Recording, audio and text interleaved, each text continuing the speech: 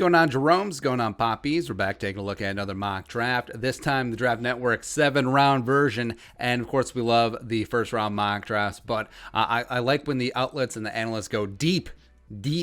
That's muy deepo, and go full 7 rounds. And the Vikings projected to have a dozen picks, including 4 in the 4th. So it's a good time. Let's see what the Draft Network, who's the analyst? Ryan Fowler gave the Vikings this time around. So 14, AVT, Elijah Vera-Tucker. Now, I understand, and we've talked about this before. I like AVT. I think that he's going to be a good player in this league, but 14 seems a little bit high considering what could and should be left on the board. But at the end of the day, if you come out of the first round with a starting caliber guard that's going to be rock solid for the next couple of years, you feel okay. All right, even though, depending on what happens in free agency, maybe the Vikings get Brandon Scherf, so that would certainly change the calculus. But Elijah Vera-Tucker, 6'4", 300 pounds, 2019 for USC, played at left guard. I know everyone hypes up his 2020 tackle play, but that's meh. But in 2019, only allowed 1 sack and 7 pressures allowed. 78.8 PFF grade. First team All Pac-12, as well as was USC's Offensive Lineman of the Year. If he's UFC's Offensive Lineman of the Year, that would be pretty good too. Next up into the 3rd round. Now, I do not expect Trevor Moehrig to be on board at 78, but if he is, Snoochie Boochies. Now, the Draft Network is obviously doing mocks and projections based off of their rankings, and they're pretty low on Moehrig, but I mean, for that, we thank you. I think that Moehrig is still going to be the first safety off the board, and potentially the only safety taken in the first round, but phenomenal free safety. I think he would be the perfect replacement for Anthony Harris. Last year, 74.6 PFF grade, 8 passes broken up, 2 interceptions, 51.7 quarterback rating when thrown at, of course, former teammates with Jeff El Jefe Gladney, and he is a true blue ball hawk, and I think that he would slot in right away as a starter. He could play great in zone. It could be single high while Harrison Smith is going around and doing Harrison Smith things, as well as you can use them matched up in the slot against tight ends and big wide receivers as well. So you like that versatility. Also in the 3rd, number 90 overall, Dyami Brown. Woo! So the Vikings check the boxes. O-line, safety. They haven't gotten 3-tech yet, but they'll get around to that. But wide receiver 3, depending on what happens in free agency, is a low-key position of need because, Chad Beebe? Okay. You're looking at B.C. Johnson. I like B.C. Johnson. I still have hope, but more as a wide receiver 4 or 5. But Dyami, 6'1", 195, dynamic Dyami. Will probably work from the slot in the NFL given his size, but of course we've been wrong about outside receivers working only from the slot before. Had back-to-back 1,000-yard seasons at UNC while working with quarterback Sam Howell. He and Daz Newsome, really nice duo for the Tar Heels of Mac Brown, and he is that vertical threat. Like, he does have speed for days, does need to develop more of a route tree, especially if he's going to indeed work more from the slot in the National Football League. Did have 20 touchdowns total over the last 2 seasons. Would be the perfect wide receiver 3 for Jefferson and Thielen. But important to note, even though he has athletic skill, the Tar Heels didn't use him in the return game, which is really weird. Anyway, that was more Daz Newsome territory, but that's whatever. Into round 4. So the Vikings check. Pox's position of need, 4th round, 119 overall. Marvin Wilson. Well, I don't know if Wilson's going to get to the 4th round. I still see him as a pretty solid day 2 selection, but coming out of Florida State, defensive tackle, and former 5-star recruit from Houston. If he would have declared last year, we've said this a bunch, he probably would have been a 1st-round pick. I think he would have been the 3rd defensive tackle off the board after Brown and Kinlaw. But Marvin Wilson is a dude, man. He is really, really good.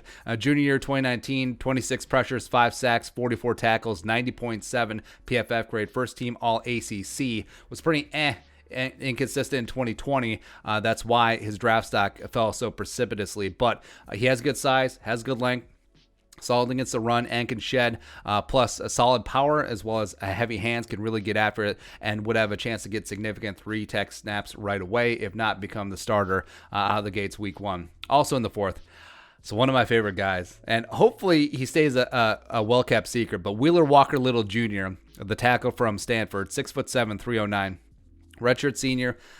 He has great athleticism, great technique, but what cost him is he opted out of 2020, and he only played in one game 2019 before leaving with injury. So the last good tape of him is 2018, but it was really, really good. 12 pressures, 3 sacks allowed, 81.2 PFF pass blocking grade. Now, workouts are going to be huge for him, combine, pro day, whatever. If he can still show that he can still be that guy from 2018, I think teams may take a chance on him, potentially higher than a lot of the other tackle prospects in this draft. So the Vikings double down on offensive line early. Walker, I prefer to keep him at tackle. Maybe he can be that swing guy.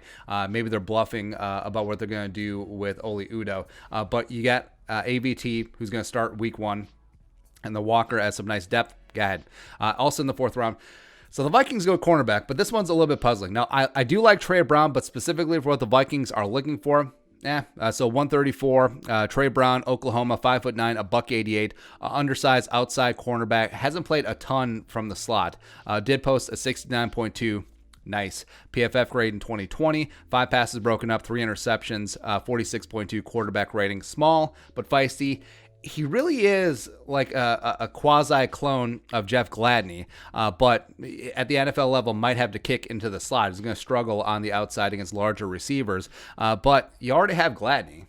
Right, so I understand that you want to go defensive back, and if Trey Brown is BPA or the highest on your board at this stage, sure. But I would definitely prefer a lengthier cornerback at this stage, given that you already have Chris Boyd as well. Well, Harrison Hand is length, so he's fine. But Shakur Brown from Michigan State, I really enjoy.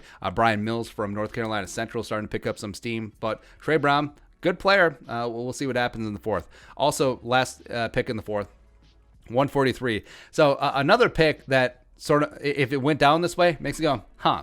So Dalen Hayes, edge rusher from Notre Dame, is 6'4", 261. This is interesting because Dalen Hayes generally rushes from standing up. So he is a Sam outside linebacker. So is he going to be an edge, or are you grooming him to replace Anthony Barr?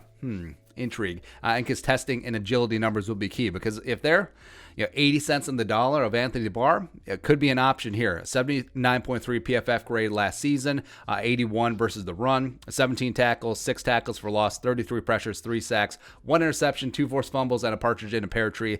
Intriguing flex player at this stage of the game. Not a traditional hand-in-the-dirt defensive end edge rusher, but a guy that could work in both camps with Patterson and Adam Zimmer. Yeah, we'll see where he eventually would end up in the league. Or he'd be a 3-4 outside linebacker. Oh, let's go. 5th round, 158 overall, Joshua Bledsoe, the safety out of Mizzou. Now, you're probably more familiar with his teammate, Tyree Gillespie, but both safeties are going to be drafted probably higher end of day 3 this year. He's 5'11", 201. The Vikings double dip at safety after taking Trevor Morgan in the 3rd round, which I don't know. But 41 tackles, 2.5 tackles for loss, 6 passes broken up, and an interception last year. Can play box as well as coverage. And, his ceiling is probably going to be rotational safety, that third safety, maybe play some big nickel, special teamer, but is likely going to slot behind Metellus as safety 4, as I think Morig would start right away in this iteration, and then play some special teams and ability to work up. And safety is a position where the Vikings have taken UDFAs and late round guys and put them on the bottom of the roster and allowed them to work their way up. You look at Anthony Harris, you look at Sendejo, you look at Jaron Kearse, so that's not a bad spot for Bledsoe.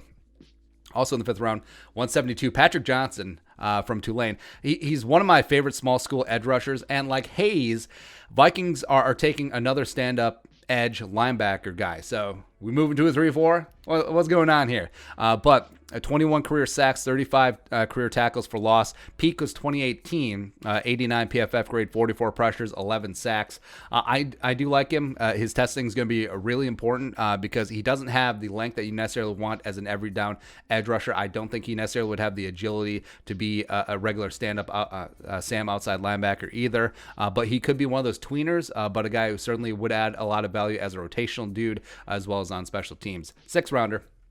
So the Vikings go quarterback. Spielman lied. Yeah. So Sam Ehlinger, quarterback out of Texas.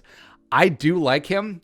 He's Diet Tebow. Like he is baby Timmy Tebow. And I don't think that he scales to be a traditional National Football League quarterback. But as a Taysom Hill type, as a curveball, sure. Tough, gritty leader. good athlete, good intangibles, and was good enough in Austin to have Shane Buechele transfer to SMU. He's also going to be involved in this draft this year. Strong arm, accuracy, not always there, but it just always seemed like if Texas was down, Sam Ehlinger in the fourth quarter, he always gave him a shot. Like, he's that type of guy. Hence all the Tebow comparisons are, really easy to make. 2,560 yards passing last season, 26 touchdowns, 5 picks, 105.5 quarterback rating.